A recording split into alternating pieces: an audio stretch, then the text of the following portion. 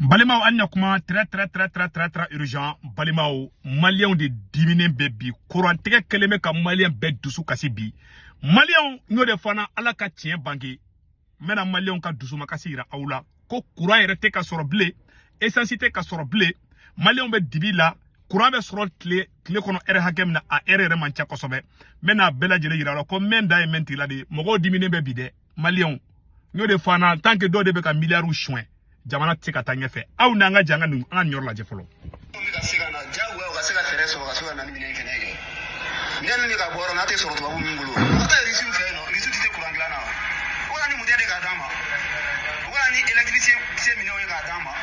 yo bulu be ka siga moyen so choko diga ni army mai me choko di me no te siga moyen so ka ni kwa installation mi no no moyen so ka ni army mai choko na eliko risu ka cargo ban na re Poutine ka muteru duma ka nyuti ngalo to ya kelina. Mais c'est quoi le problème? Sans doit c'est qu'il a tiré mais muni bi. Voilà. Chambe ko do kala mati. Dio manu na ngoko chama kala ma. OK. We anta we ne ba. Anteka suno ko cliff ante la fa. C'est pas là ça. De ce que je vais ngana ngam so ro wa fa so kono. Na fora chaleur banka. Cette chaleur intensive ga ni imagine ne ba. Courant ebe ni jamala de capital la ni malita.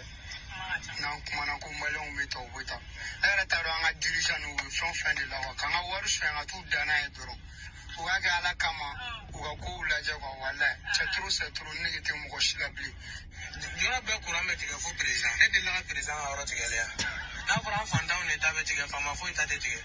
uta groupe baraba dino zango bluga dala ko ramete ga doro be passe o fa ke e mi wale ni me ko ramete ga kami ni so mara fe fo sisa sansa na era na sansa na ami suna ka faroga enna je ni dangal ken na drabe mi ma energy mo te me parala son to ka para beche ko na fura ko jamana ko o development ko me development siraka ala mo su development re dam yango si development ma jamana kuturu ala so ko le bete mana kuma kibe mo do ala o ma nyam ko mun be o mo na ku e malya ne ko o bo na ku ira ko ni te to gara na je sare o ne mun la waye nyenwe ya sidi o ma le ra ko jebe de asidi wa voilà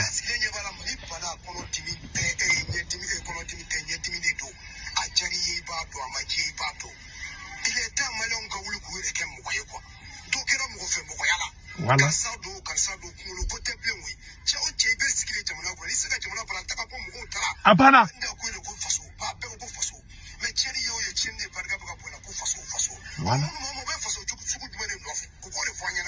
Abana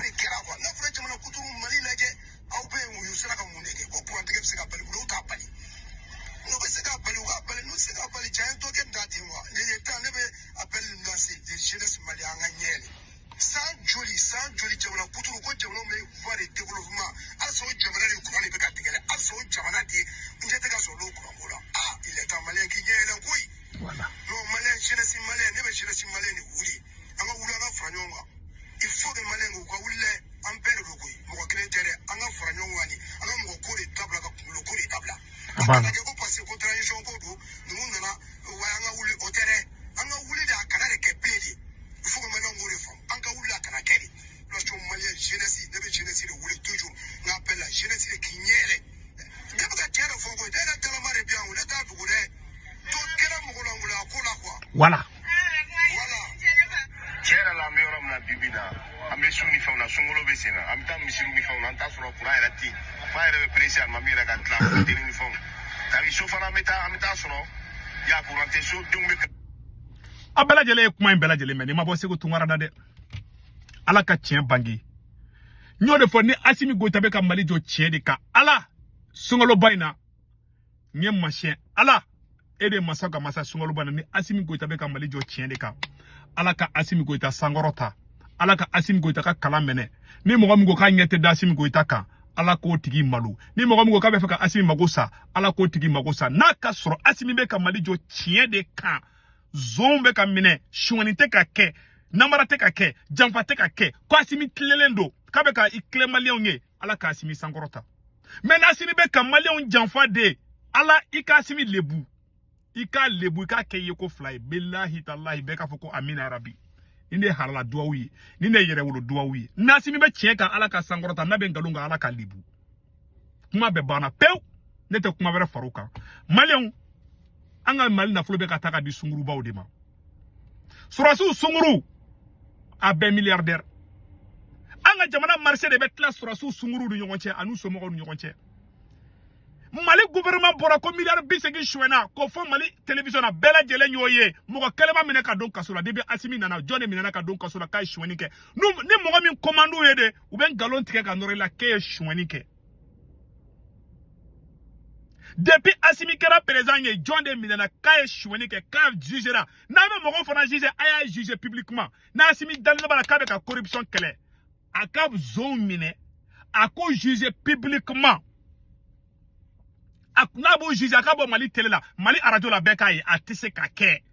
parce que aller des zones zone toro asimi ajamu goita a beni korane cha asimi des zones asimi de beka courant yere géré asimi yere wolo tanti asimi tanti no kume Mali ministre de fengela ko babitu ode da ko asimi goita ko Mali énergie kungo na nyenye ko mogombe ka gérer bi ko toko ko asimi goita donc au kana fefo e mo ashima bi Mali courant fenge ka groupe nambara ka Mali groupe ware ka choué ka ti da Côte d'Ivoire asimi goita ani Ablaye Maiga oldo barake dugula ani sanu uye mogo da bla ka groupe kolosa Ou y'a Mali ke business ke orode, ou y'a Mali ke ou ka société privée de, ou y'a Mali ke ou ka entreprise de, donc moun kadi oli olu boke, olu temine, mo olu debe galon noro mogo la ko lu ezonye, hake debe ka wuli Asimi Goïta no fe, awa foka Asimi sa tenya ebli. Naga soro ne fana ben galon de kan, ala ka ne fana malo Asimi, naga soro ne be ka kuma mfo nin galon de do, yarabi yama ala ka ne malo Asimi, ala ka Asimi sangrota, ala ka ne malo Asimi, ne be ka galon noro Asimi na de. Mala ne be kuma fe fo mbe ala de foka daka parce que ndale mbe ala la, nye sulame dendi. Ndalembe alala men kale ala fanala na asimi be tien de kan ala ka asimi sankorota na asimi be galonga yarabi yama ala ka Asimi Goïta libu mfana be mbo de foka kuma be foka dauka asimi yere wolo tanti ko bintu bora dien bengena ko mogombe ka Mali courant gérer ko toko ko Asimi ajamu Goïta asimi tanti dore fana be o de Mali ministre transport Asimi a somogo bla Mali yororo la shima papa kake awa ute da kasola ute gen abo o place la Asimi a tonton gen domina ka bo CNDT la no e nango dambele nanga milliard bisengi de awo de chouin ka boli kanida Amerique kono ya no nyame ka bolla ka ta kala tukuni je ne sais pas même fama kuma kumbe Amerique de kono na to ko nango dambele ala somogo de be chouini na zone flatte Mali kono de zone kele de be Mali kono Mali zone to de ko Asimi ajamu Goïta ne fleka kuma be fo Mali onyana ayera tanti bora atera tanti bora ka fortele la na bintu ko bintu wala bintu kabara l'ancienne ministre de l'énergie o boro ya fo dien bengena o ma kun Asimi fe Asimi ya ere tene muso gen a tanti ko gen abo ministériel la parce que ko tara fo Mali onyana ko ale Asimi Goïta de ko ka courant gérer ne ebe ka courant gérer muna ebo dogo Mali ona ne Asimi Goïta be ka Mali courant gérer pourquoi ebo dogo Mali ona e ka ministre bora ko fodro e o gen go boy ko parce que ko yo fo Mali onyana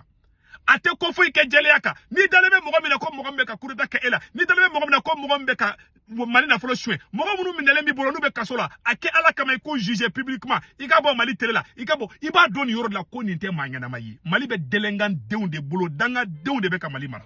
voilà la vérité no daleba la ko yo ka mogombe ko sonde do u ka tigi juger publiquement na jora tigi la avec preuve à l'appui wallahi amba tigi haramu anga janga na bitu la mer. Président de la transition, colonel Asimi Goïta, allez debe edem ko be comité mimbe qui sigi ka fo edem na nimbe allez de vous président la cabinet salo cabinet 2022 ko edem ko ngola tike jekulu allez de vous nyemo abela jele nu kuma me ni Asimi tantide donc abe mo fo edem mogoma fenke Asimi Mali wari be soro Mali yororo la sanungo oro koruko oro énergie di Mali oro warbe soro yoro la Asimi Goïta do be nyamoy ale de président yi ale de ministre de l'énergie ale de ministre de mini moy warbe soro yoro la Asimi de ka pouvoir bobeka hala nga muga beka tika beka ta kuluba de aya nga muga tikal dana ma a commencer ka avion sanga di batulu nyangma ne ma viro blanc dusu beka tien malien o de kundo ne kumembolo malien fe bebe France Italie Espagne Angleterre Amérique Canada ka wari chino la be Senwave application télécharger na Senwave application télécharger a photo flene abene ka corps promo do urgent 10 euro be na yata ko fa baka banque information be do aw so mo be malla Sénégal korbar Cameroun abulu ka orange numéro ta nu to ko be 40 ka na war chuma ba so orange mo na la sur place wakato wakata jabo war ci doroma kila ta sara